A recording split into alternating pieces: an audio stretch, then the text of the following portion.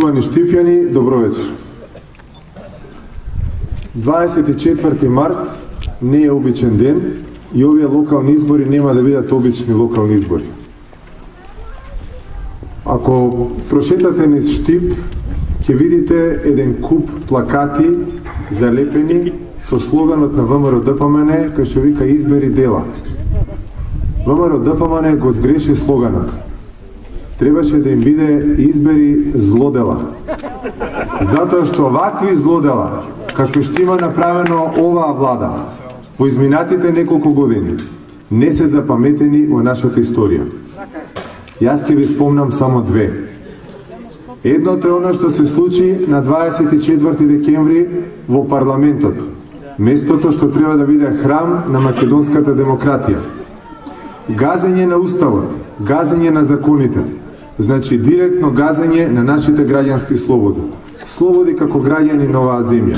Без разлика кој е македонец, кој е албанец, кој е турчин, без разлика кој е богат, кој е сиромав, кој каков год да е.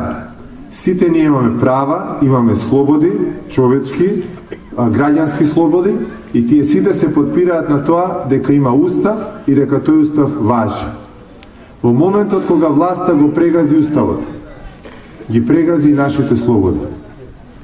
И ние мора да кажеме дека со тоа не се согласуваме и дека никој никогаш повеќе тоа не смее да го направи. Друго големо злодело е она што се прави со народните пари во буџетот на државата. Значи, такво душманско трошење, Скопје 2014, тоа не е видено. На километар квадратен, стотици милиони евра, а ево овдека слушаме дека водата не е решена како што треба, темно вие и така натаму. Замислете една ронка од тие пари да дојдеше тука, во овој дел од Штип, нешто ќе се направеше, ќе живеевте подобро. За да може да трошат, мора да се задолжат. Такво задолжување може да прави само некој кој што навистина него сака сопствениот народ. Ваквото однесување на власта ни ја загрозува еднината на сите и директно ја носи државата во опасност. Затоа 24 март е можност сите да излеземе да гласаме и да покажеме дека ние сме за една поинаква Македонија.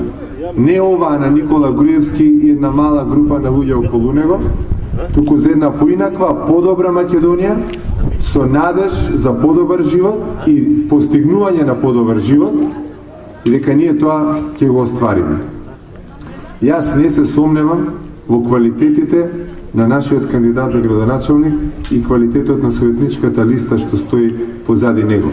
Впрочем, вие сите памтите каков беше Штип пред, а каков после завршувањето на мандатот на Здравко Коцев како директор на јавното предпријатие ИСА. Сега кога доаѓав наваму, со Здравко малку прошетавме низ центарот и го видов коритото како изгледа таму. Па таму луѓе милион евра нема да закрпи да се врати во првобитна состојба коритото. Кој тие пари ќе ги најде, од каде ќе ги најде? Тоа сето ќе падне на грбот на Штипјани.